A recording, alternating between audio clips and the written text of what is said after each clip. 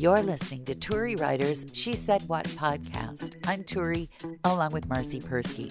In this installment, as the school year draws to a close, Marci and I review our respective performances as parents. Marci does okay as long as she gets to sit in the back or at the top of the bleachers where no one can see her. I, on the other hand, cannot be trusted to behave myself no matter where you put me.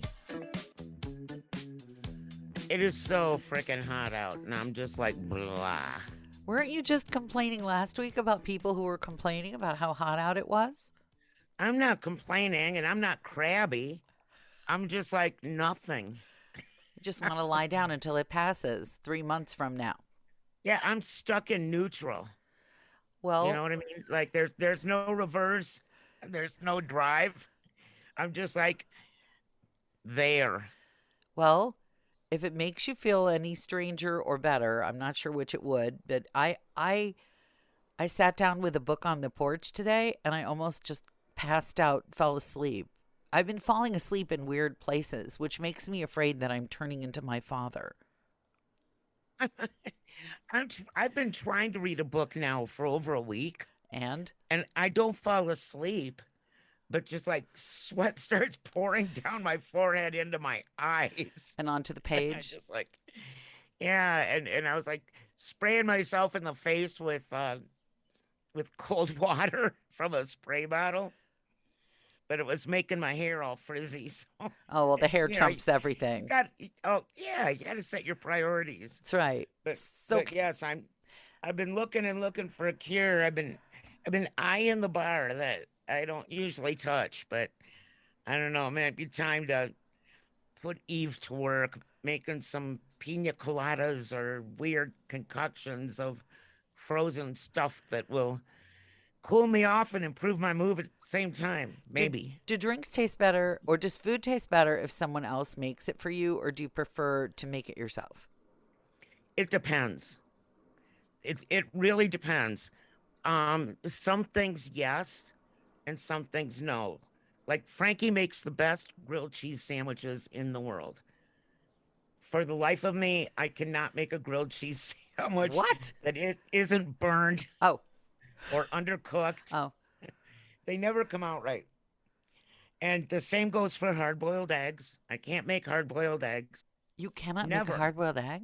What kind of skill or talent can it possibly take to make a hard-boiled egg? I mean, I had trouble believing you were challenged by grilled cheese, but it defies imagination to think you can't boil an egg.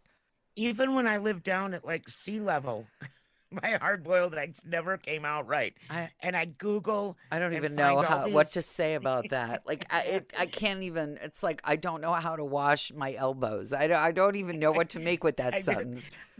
up here at 7,000 feet, it's completely different, which I makes it even guess. harder. I guess. I guess. But So, they laid the egg at 7,000 feet, so therefore you should be able to cook the egg at 7,000 feet. well, cooking everything up here is different. So you've Like mentioned. I have to convert everything or use a convection part of my of the stove, Mm. which works for like roasting and that kind of stuff. But as far as hard-boiled eggs go, they're either bright yellow or just like rubber. I can't Whoever find that thought middle ground. Whoever thought of a hard-boiled egg as a culinary challenge? I mean, that's the kind of thing that they would say, how to make a perfect hard-boiled egg, and you would laugh yourself silly. So, okay, hard-boiled eggs challenge, culinary challenge, Pancakes pancakes challenge. challenge, culinary challenge. Anything that has to pretty much do with a skillet. But as far as like cooking things in the oven, that's me, no one else. You rock the oven. Yes. Okay. And Frankie 9 out of 10 times rocks the grill. Okay. Oh my gosh, we had our first guests over for barbecue the other day, and here's the thing: I could be a nice spouse or a not so nice spouse. So the spousal unit made the chicken and then thought he would, quote, keep it warm, close quote, by moving it to the side of the barbecue, which meant that by the time it was time to serve the main course, it looked like it was some kind of horrible victim of a terrible crime. It was blackened and wizened, and if there'd been anything on it that were like jerky that were worth eating, it would have been like that. And we all very politely kind of gnawed at the edges of our little chicken. And the spousal unit said, I didn't even realize. I just thought it would keep it warm. And I could have been a good spouse. I could have said, oh yeah, well now you know. But instead, I said the thing that if I'd been a nicer person, I wouldn't have said. I would have said, that's what you said the last time you did this. Turi, my friend, I have a simple solution. Cook your own chicken? It's so easy. No, you run to the store Yeah. and buy some nice jars of chicken gravy. Oh, and God. pour it all You with your over it. gravy. I have to tell you, Yep. you could have put this chicken in a vat of gravy. Nothing would have saved it. Nothing would have saved it. It looked like a horror movie. It did. I don't want to go into other details, or people who are driving and listening to this podcast will be ill. It looked like a horror movie. It really did. And so, again, I could have been merciful and kind and diplomatic. I could have. But I always take, you know how people say, oh, they always, let's just always take the high road. For some reason, I always take the low road. I don't know what that is about me, but the low road just looks so much better. I look back and like I'm mortified at like my low road on certain things. Okay, give me one time you took the low road. You do not. You're the high road kind of person. This is so bad. I know this was so bad. Well, and okay, there was that one guy you spat in his coffee at the radio station. You told. Yeah, well, Yeah. no. Okay, one guy, one coffee, one spit. Okay, one time the low road. Yeah. No, I sent Jordy out for carry out. This is when we lived in Michigan, and he must have been, well, he would have been late teens. And he came home, instead of like what I told him to pick out, he came home with this giant vat of green beans. Right. And there's nothing I hate more than green beans. And you could have taken the high road. I could have taken the high road and said, here, kids, eat the green beans. Right. But And instead, to this day, every one of my kids reminds me of the fit that I pitched over this thing of green beans. did the kid cry? And no, he didn't cry. Oh. They all their mouths were hanging open, and they remind me all the time.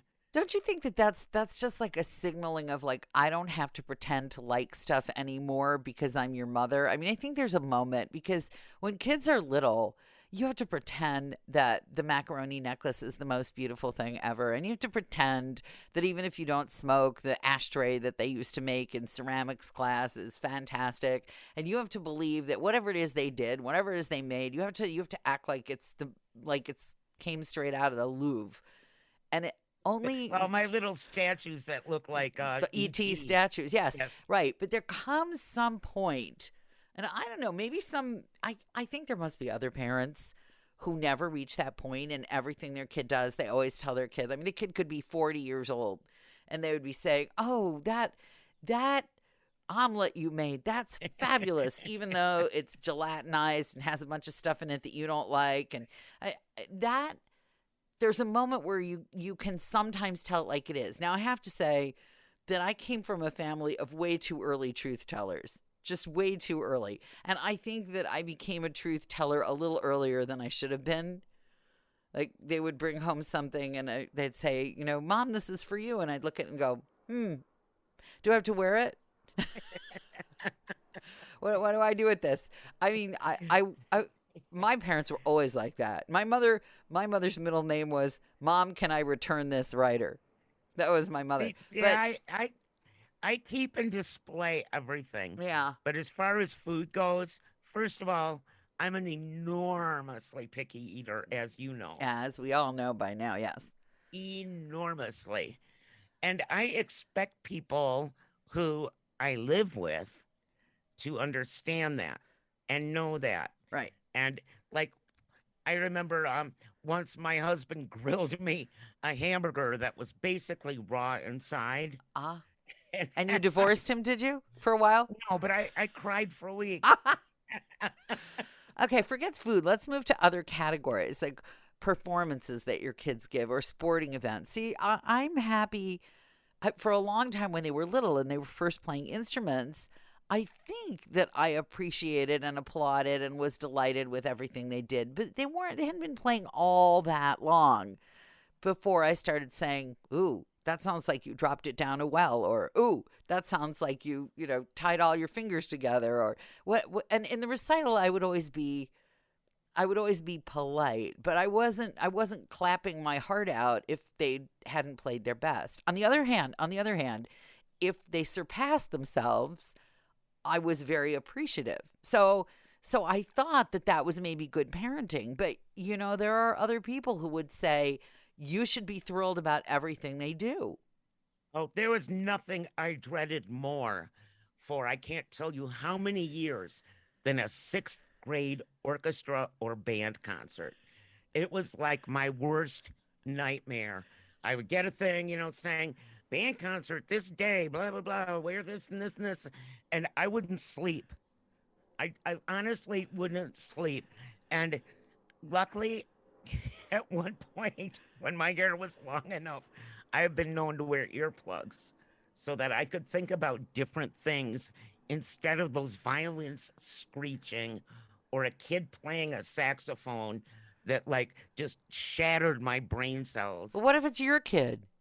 What if my kids were in them? Yeah. Oh, your kids played badly too?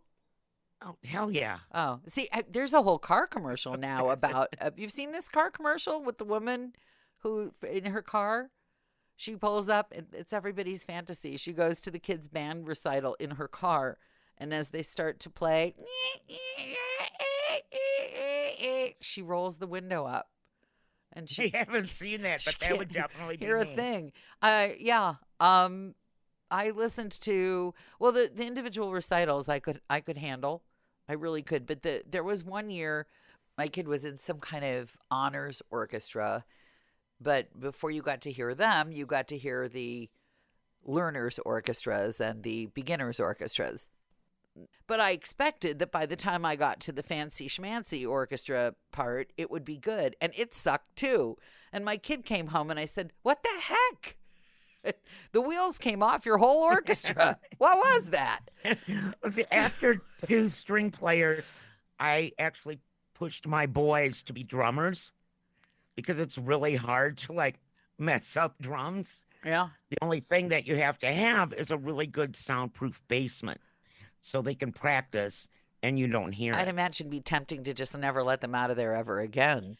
And I'll tell you another really awful thing that I'm sure that you, as a mom of boys, didn't have to go through. I don't know.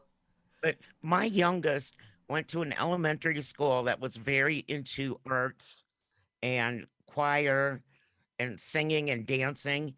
And she joined a dance group that was the funniest thing that you can ever imagine in your life. Not a single kid was in sync. 3/4 of them didn't know what they were doing after rehearsing for 6 months. Oh, dear. But yes, the end of school dance recitals, I actually look forward to, but I had to sit in the back and pull my shirt up over my mouth every now and then. People couldn't see you laughing? Yes. Yes, it's very bad for your kids to have the mom who's snorting in the back. Yes. It's a thing they may never live down. If you've made it this far, chances are you've been enjoying Turi Ryder's She Said What podcast, in which case you might also like my book, She Said What, A Life on the Air. You can find that at your neighborhood independent bookstore or on Amazon. Marci and I really appreciate your good reviews wherever you care to leave them. Your kind words help the podcast grow. Thanks.